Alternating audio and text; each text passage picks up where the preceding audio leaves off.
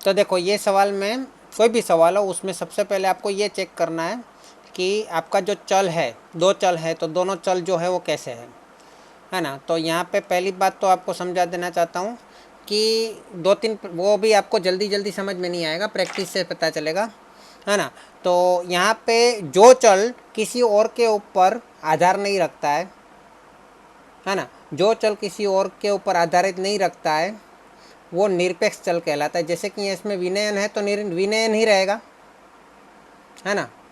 वाणिज्य है तो वाणिज्य रहेगा, विज्ञान है तो विज्ञान रहेगा, इंजीनियरी है तो इंजीनियरी, तबीबी है तभी कायदा। मतलब यहाँ पे कोई एक वर्ष में शहर के कॉलेज में अभ्यास करने वाले विद्यार्थियों का विद्या शाखा जो है वो तो वही रहने वाली है, लेकिन हर साल विद्यार्थियों की संख्या तो बदल जाएगी ना। विद्यार्थियों की संख्या यहाँ पे इस साल 500 है, लेकिन अगले साल विनियन में एडमिशन लेने वालों की संख्या कम हो सकती है, ज़्यादा भी हो सकती है। कॉमर्स में, विनयन मतलब आर्ट्स, कॉमर्स में एडमिशन लेने वालों की संख्या इस साल 1300 है, लेकिन अगले साल 1300 की जगह 1200 भी हो सकती है, 1500 भी हो सकती है। मतलब ये चल कैसा है, सापेक्ष है ना। तो निरपेक्ष चल तो वही रहने वाला है, लेकिन निरपेक्ष चल के मुताबिक सापेक्ष चल बदल सकता है ना। कोई आर्ट्स में जाएगा, कोई कॉमर्स में जाएगा, कोई साइंस में जाएगा, कोई इंजीनियर में जाएगा, कोई मेडिकल में जाएगा, कोई लॉ में जाएगा, है ना। तो ये संख्या आगे पीछे भी हो सकती है, बदल भी सकती है, लेकिन पहला जो चल है वो निरपेक्ष है, दूसरा चल है वो सापेक्ष है ना। समय की बात करें तो समय हमेशा निरपेक्ष होता है, मतलब ऐसे समय मतलब कितना समय लेता है वो नहीं, लेकिन हमें समय के हिसाब से अगर हमें काम करना है, समय के हिसाब से हम कितना काम कर रहे हैं, तो समय हमेशा सापेक्ष मतलब निरपेक्ष होता है। समय के हिसाब से हमें देखना होता है, एक दिन में कितना काम किया, 2 दिन में कितना काम किया, 3 दिन में कितना काम हुआ, 5 दिन में कितना हुआ, तो वो समय के सामने हम देख रहे हैं, है ना। तो इस प्रकार हम 2-4 सवाल और करेंगे तो आपको पता चल जाएगा प्रैक्टिकली कि निरपेक्ष चल क्या है और सापेक्ष चल क्या है। अभी आपके पास आलेख बुक है, और आलेख बुक में आपको आलेख बनाना है तो सबसे पहली बात आपको 2 अक्ष चाहिए, है ना। एक तो चाहिए एक्स अक्ष, है ना। यहाँ पे मेरा लाइन थोड़ा टेढ़ा मेढ़ा, मतलब आलेख का जो पेज है वो थोड़ा आगे पीछे है, टेढ़ा मेढ़ा है, इसलिए थोड़ा सीधा नहीं दिखेगा आपको।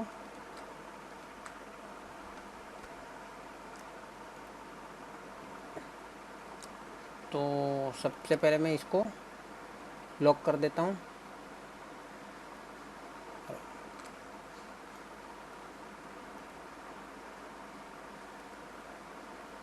ओके, अब इसके ऊपर एक ये लाइन बना लिया मैंने, एक्स अक्ष, और एक दूसरा लाइन भी मुझे बनाना है वाई अक्ष। सबसे पहले ये एक्स और वाई अक्ष बनाए जाएंगे।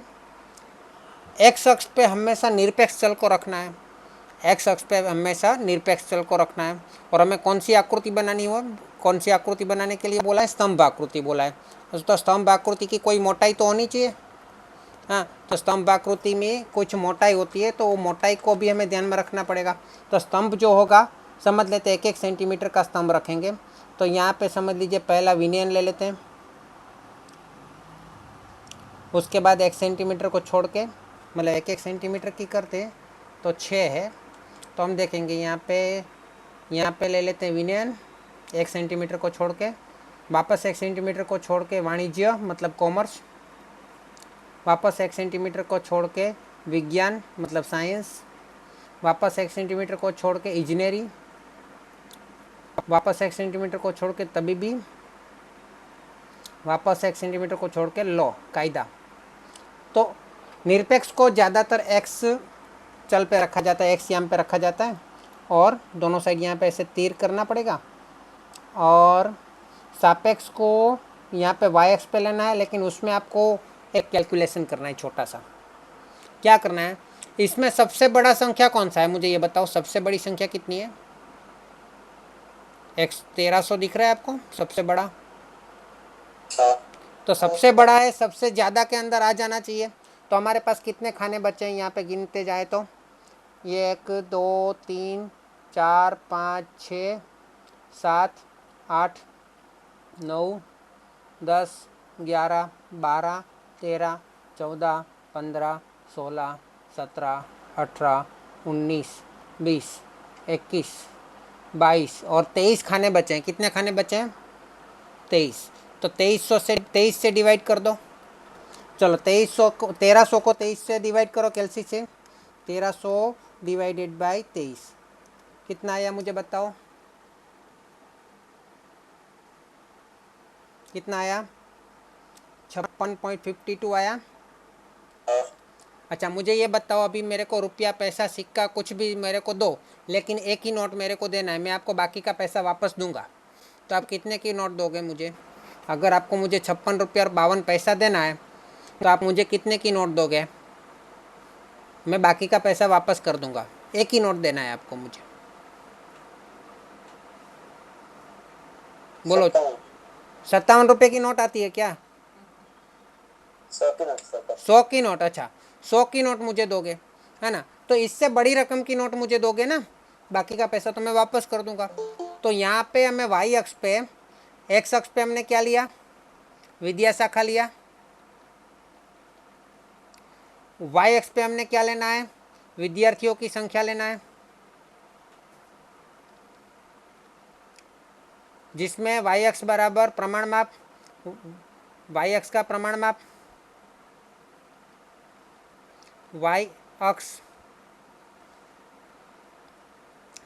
एक सेंटीमीटर बराबर 100 विद्यार्थी। क्या लिखेंगे? 100 विद्यार्थी, है ना, क्योंकि यहाँ पे विद्यार्थियों की संख्या है, तो 1 सेंटीमीटर बराबर 100 ले लेंगे। तो यहाँ पे आ गया 100, 100 बढ़ाते जाएंगे, 200, 300, 400, 500, 600, 700, 800, 900, 1000, 1100, 1200 और 1300। 1300 सबसे बड़ा है, वो भी इसके अंदर आ जाएगा, है ना। तो चलो पहले सबसे पहले विनयन, तो आपको क्या करना है? स्केल से करना है। तो विनयन में कितना दिया है? 500 दिया है, तो 500 के ऊपर एक ऐसी आड़ी लाइन करेंगे 1 सेंटीमीटर तक। उसके बाद दिया है वाणिज्य, वाणिज्य में 1300 के ऊपर एक ऐसी आड़ी लाइन करेंगे। उसके बाद दिया है विज्ञान, तो विज्ञान के ऊपर एक 900 पे आड़ी लाइन करेंगे, पड़ी हुई लाइन हिंदी में बोले तो, थोड़ा नीचे हो गया। उसके बाद दिया है इंजीनियरी, इंजीनियरी में 400 के ऊपर एक बड़ी लाइन करेंगे। उसके बाद दिया है तबीबी, तबीबी में 1 सेंटीमीटर की एक बड़ी लाइन करेंगे 200 पे खाली।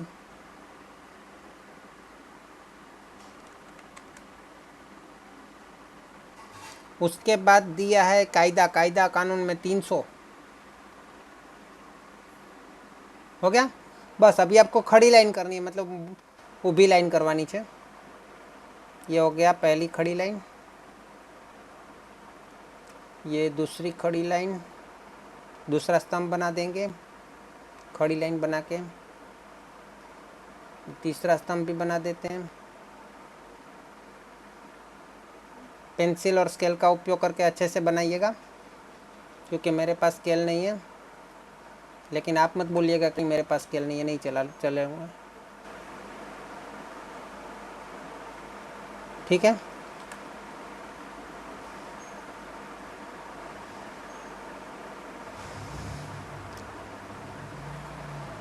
यह हो गया आपका आलेख, और इसके ऊपर भी आप लिख सकते हो यहाँ पे।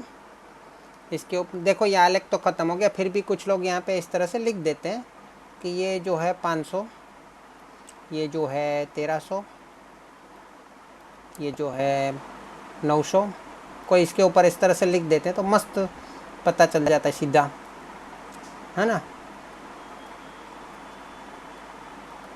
ऐसा भी कर सकते हो, और इसके अंदर कोई कोई लोग डिज़ाइन भी कर देते हैं, ऐसी डिज़ाइन भी कर सकते हो, लेकिन सभी में सेम डिज़ाइन होनी चाहिए, क्योंकि एक ही प्रकार की वस्तु है, ठीक है। जब अलग अलग होगी तो अलग अलग भी कर सकते हैं।